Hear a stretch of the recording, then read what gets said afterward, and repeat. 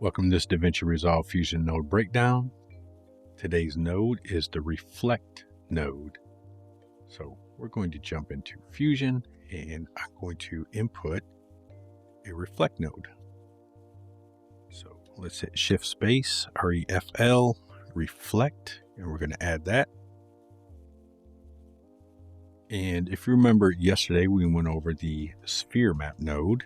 And to be able to use this, we need a sphere map to input some information. So let's go ahead and bring in a sphere map. And we're going to add that. Here we're going to take this and input it. Remember, if we click, hold Alt, and then let go, we can select what input we want. And we're going to input this into our reflection color material. And this is the input that's going to actually put the reflection onto our object.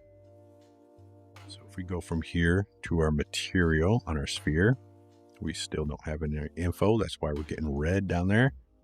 So let's go ahead and grab an HDRI. And we're going to input that into our sphere map. And to be able to see what's going on, I'm going to switch this to constant on a Reflect node. And let's fix our HDRI first. So let's go into rotation and we can rotate that around so we can see our HDRI. And it's a little blown out, but we know there's tons of information in our HDRIs that we can pull out. So we can grab a color corrector. And the first thing we want to do is get this unblown or unclipped. So we're going to go to our gain and we're going to bring it down until we start seeing that info in that window. So we can see those clouds, they're no longer clipped, and that looks good. And then we can go to our gamma and start raising that information back up. And if you want, you can use your contrast to make it a little more contrasty. But don't go too far, because if you start adding too much contrast, you can see that window starting to get blown back out again. You're doing some weird stuff to your image. So that's good. This is just a reflection. It doesn't need to be an actual image. And again, within our sphere, we can go ahead and rotate our HDRI around if we want and get it where we want it. So now on our Reflect node, we've got two options for strength visibility. It's constant and by angle. Now, constant is just going to be an even reflection over everything. And you have constant strength right here.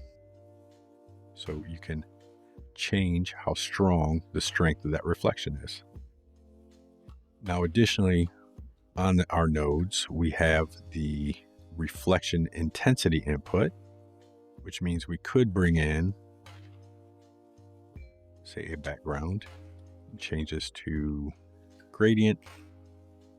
We'll go ahead and make our white alpha of 0, and we're going to input this, hold Alt into our reflection intensity material.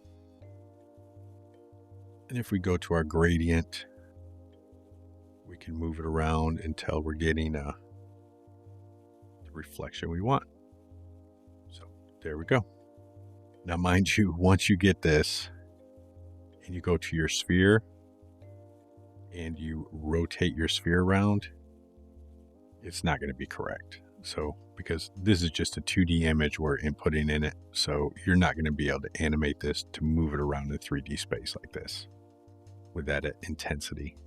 You would need another EXR which had a intensity the way you wanted it in a spherical 360 degree image. So let's go ahead and delete that. Now, the other option we have up here for reflection is by angle. And what this does is it kind of more accurately mimics how stuff reflects off of round things, depending on how rough or smooth they are. So let me bring this down so we can see kind of what's going on. Now, your glancing strength is going to be everything on your outside, how strong that is. So if I bring it up, bring it down, that's how strong it is on the outer parts of your sphere as far as the reflection goes. And then your face on strength is in the middle, how strong that reflection is going to be. So you can bring it down, up, get the look you kind of want. And then your fall off is going to give it a fall off from the middle to the end.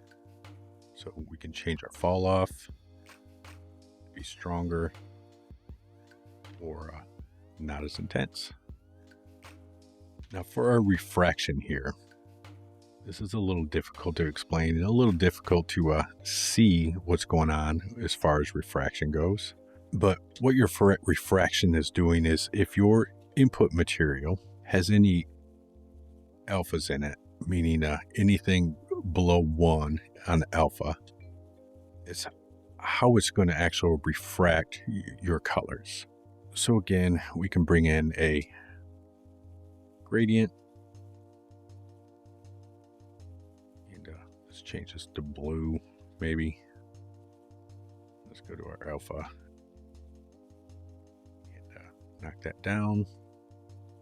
And we're going to input this into our refraction tint material. And we're also going to input this into our material, so we're actually getting some refraction going on. So under our refraction, we can change the intensity of it. And like I said, it's hard to see because it really doesn't do much depending on what materials you've got going in here. But once you dial in what you need, you can also change the tint of that refraction. So you can see that's changing the tint of the refraction going on. And you can change it independently, or if you want to separate your RGB channels, we can, and change it independently on how it affects the independent channels. And then we have material ID. We can change our material ID. So let's go ahead and build this reflection correctly. So we're going to delete this out. So we've got a reflection in there, and we want a material because this is a material input. So this accepts any material, any 2D, any 3D material, or you can put in a material you create using like the blend or the Fong node that we went over the other day.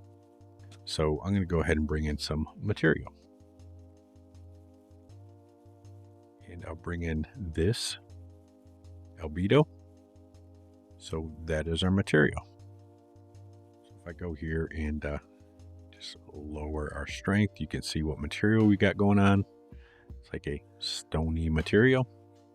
And if I wanted to, I could even bring in, say, the AO, and I could input that into my reflection strength or my reflection intensity material. So that'll change the intensity up. And you can't really tell much, but it's actually working.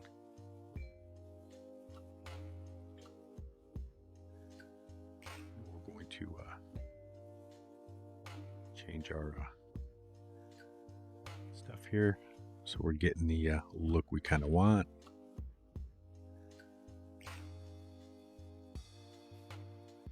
And there we go, starting to look like a shiny stone.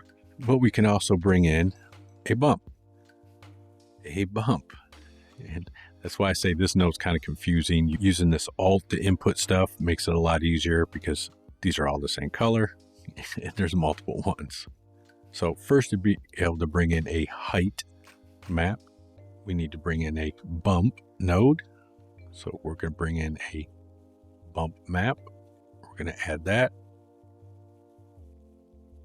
Alt, click, and we're going to add that to our bump map material.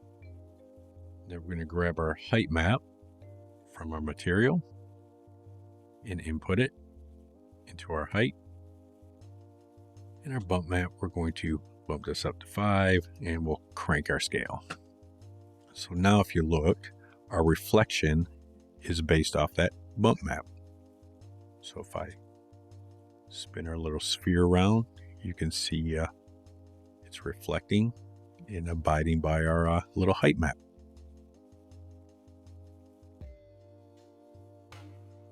So that's how you add reflections. Now there's a few things to remember with this. So the only reflections you're going to see is the reflections you bring into it via your little sphere map here. You are not going to see additional reflections.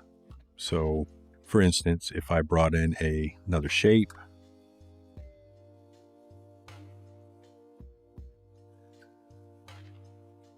and let's transform that.